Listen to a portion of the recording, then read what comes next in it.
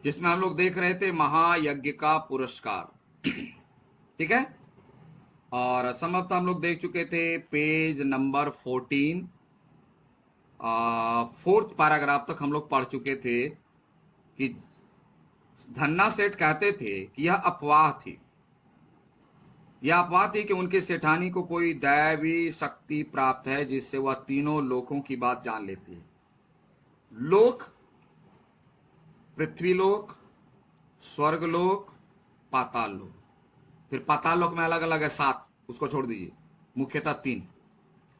तो धन्ना सेठ की पत्नी जो पतिव्रता थी, और पतिव्रता के बारे में हम लोग समझ चुके हैं।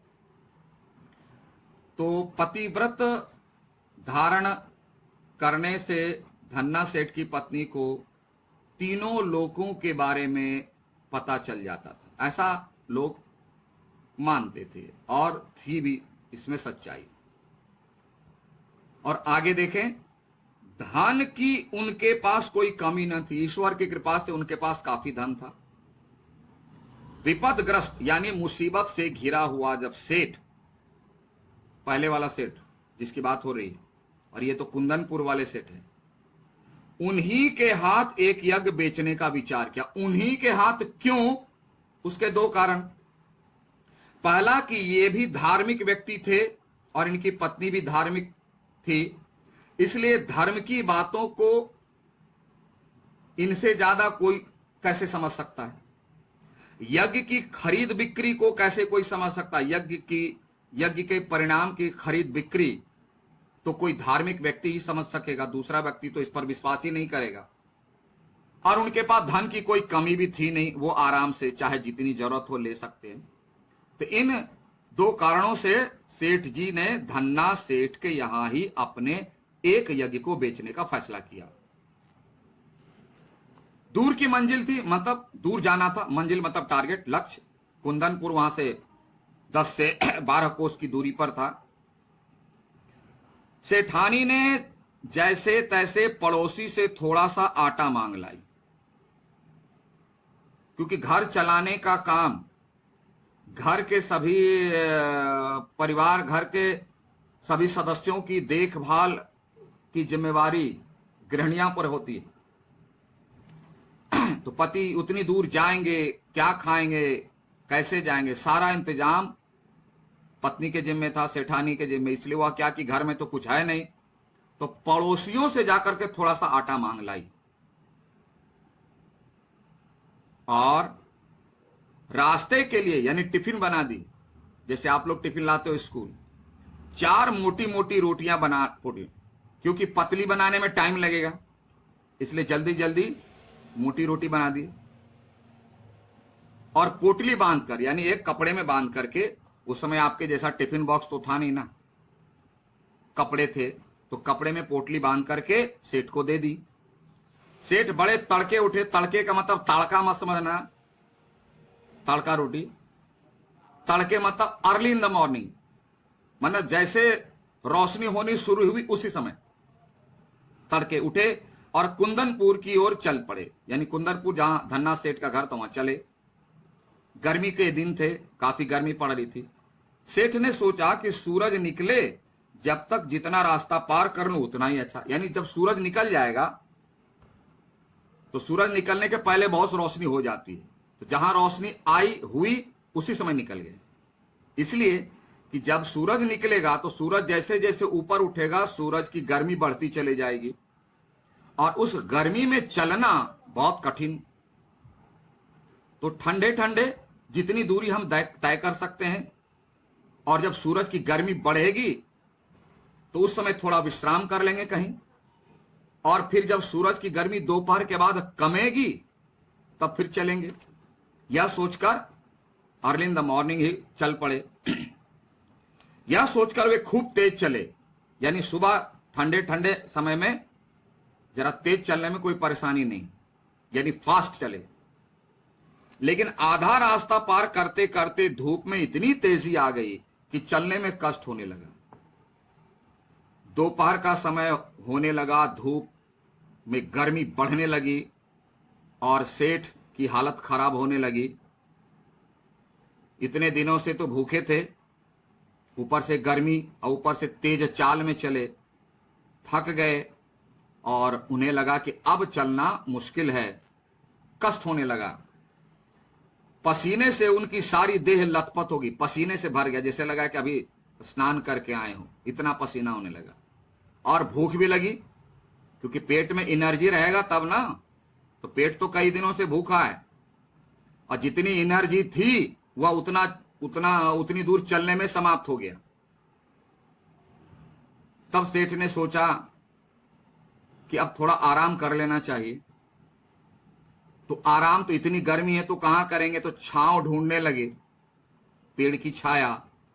तो नजर पड़ी सामने वृक्षों का एक कुंज। कुंज मतलब एक ही जगह बहुत सारे वृक्ष आसपास थे, तो वहां छाया ज्यादा हो गई, क्योंकि दूर दूर में वृक्ष रहेंगे तो छाया थोड़ी थोड़ी मिलेगी। तो बहुत सारे वृक्ष एक ही जगह थे, इसलिए वहां ज्यादा छाया थी। इसी को कहते हैं कुंज, यानी जहां अनेक वृक्ष एक जगह हो उसे छाया कुंज कहते हैं। सोचो यहीं बैठ जाते हैं। और बगल में कुआं था। कुआं देखकर सेठ ने विचार किया कि यहां थोड़ी देर रुककर भोजन और विश्राम कर लेना चाहिए। पहले के जो लोग होते थे ना, तो ऐसी ऐसी जगह पर जहां पर छाया अधिक हो, अधिक मिले, रास्ते के किनारे हो, उस जगह कुआं बनवा दिया करते थे कि रास्ते में चलने वाले लोग यहां रुकेंगे छाया में, और बगल में कुआं है तो पानी भी पी सकते हैं, आराम भी कर सकते हैं।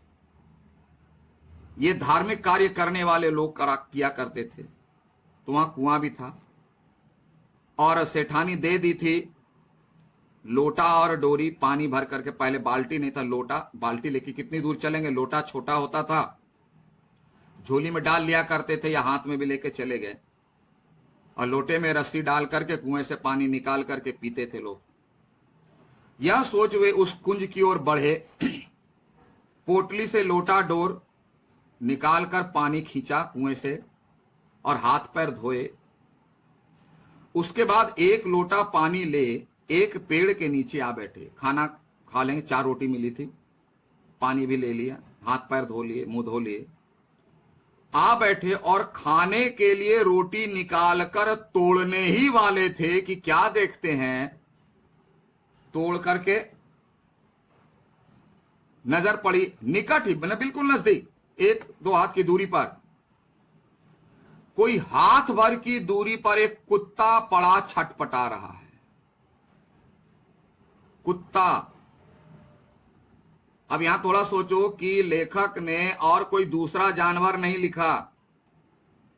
घोड़ा दे देता, मैना दे देता, पशु पक्षी दे देता, हिरन दे देता, बिल्ली दे देता, कुत्ता दिया। इसके पीछे कारण यह है कि जिसका नाम हम लोग गाली के लिए उपयोग करते हैं, ऐसे प्राणी का नाम दिया, सबसे तुच्छ, निकृष्ट, लेकिन उसका गुण भी देखो, वफादार। इसीलिए ऐसे प्राणी का जिक्र किया जो हम लोग दूसरे रूप में देखते हैं, निकृष्टता के रूप में देखते हैं जिसे। तो देखते हैं कुत्ता पड़ा छटपटा रहा है, कहां, भूख से। बेचारे का पेट कमर से लगा था। पेट कमर से लगने का मतलब कि पेट में एक दाना भी नहीं, ना पेट है कि पेट है पता ही नहीं चलता, भिक्षुक वाली कविता है ना। पेट पीठ मिलकर दोनों है एक, चल रहा लकुटियाटे। पेट है कि पीठ है पता ही नहीं चलता। कुत्ता इतना भूखा था कि पेट कमर से लगा हुआ, तीन इस तरह से झुका हुआ, एकदम पेट है कि पीठ है कि कमर है कुछ पता नहीं, सिर्फ हड्डी दिखाई दे रही थी। सेठ को रोटी खोलते देख वह बार बार गर्दन उठाता। जैसे देखा सेठ रोटी निकाल रहा है, बार बार गर्दन उठाता, और लेकिन गर्दन वह उठा नहीं सकता था। क्यों? शरीर में ताकत नहीं है, गर्दन कहां से उठेगी। कोशिश करता था रोटी को देख करके, पर दुर्बलता के कारण, दुर्बलता कमजोरी, वीकनेस के कारण उसकी गर्दन गिर जाती थी, क्योंकि उठा नहीं पाता था गर्दन। ताकत रहेगी तब ना गर्दन उठा पाएगा, गिर जा। यह देख सेठ का हृदय दया से भर आया। बोला रे, कितना बेचारा मजबूर है। वह यह नहीं सोचा कि कुत्ता है, जानवर है, यहां कैसे आया। हम लोग तो बड़ा सीबीआई की तरह दिमाग लगाते हैं, नहीं, दया से भरा है।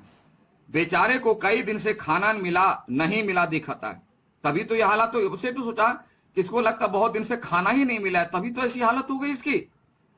सेठ ने एक रोटी उठाई और टुकड़े टुकड़े कर कुत्ते के सामने डाल दी। लो खा। टुकड़े टुकड़े करके डाला, क्यों कि जान समझ में आ गया सेठ को कि पूरी रोटी देंगे तो गर्दन तो उठा नहीं सकता, तो रोटी को तोड़ेगा कैसे। इसलिए रोटी के टुकड़े टुकड़े करके उसके सामने दिया। एक टुकड़ा उठाएगा, खा सकता है। कुत्ता भूखा तो था ही, धीरे धीरे सारी रोटी खा गया। भूख तो लगी थी, सारी रोटी खा गया। अब उसके शरीर में थोड़ी जान आती दिखाई दी, बोले थोड़ी ताकत आ गई। वह मुंह उठाकर सेठ की ओर देखने लगा। 2-4-5 मिनट में रोटी खाया, देखने लगा। अब सिर उठा सकता था, गर्दन उठा सकता था। उनकी आंखों में कृतज्ञता थी। कृतज्ञता मतलब जैसे उसकी आंखें कह रही थी सेठ को कि सेठ, आपने कितना अच्छा काम किया कि मुझे रोटी खिला दी, है ना, आपका बहुत एहसान हो। इसी को कहते हैं कृतज्ञता, यानी जो उपकार करे उसको थैंक यू बोलना, उसको मानना, उसको स्वीकार करना, वही कृतज्ञता। सेठ ने सोचा कि एक रोटी इसे और खिला दूं ना तो फिर चलने फिरने योग्य हो जाएगा। सेठ मन में सोचा, अभी तो ये गर्दन गिर रही थी इसकी, और अब जो एक रोटी खाया तो यह गर्दन उठा सकता है, मुझे देख सकता है, यानी इतनी ताकत आ गई। अगर मैं एक रोटी और खिला दूं तो यह खड़ा भी हो जाएगा, इसके शरीर में ताकत आ जाएगी। देखो उसके लिए सोच रहा है। अपने भूख लगी थी, थका हुआ था, पसीना से लथपथ था, भूल गया और उसकी चिंता करने लगा। यही है मानव उचित। यह गुण याद रखना कि और सेठ ने सोचा कि एक रोटी इसे और खिला दूं तो फिर चलने फिरने योग्य हो जाएगा। बोला एक रोटी में अगर इसको इतनी ताकत मिल गई, अगर दूसरी रोटी खिला दें तो इसमें और ताकत आ जाएगी। बस यह सोचकर सेठ ने एक और रोटी के टुकड़े करके उसे खिला दी। दूसरा रोटी भी दे दिया, दूसरी रोटी भी दे दिया। अब दूसरी रोटी देने के बाद क्या होता है अगली बार पढ़ेंगे, है ना। यहां तक दाग लगा लीजिए। Okay, thank you, have a nice day.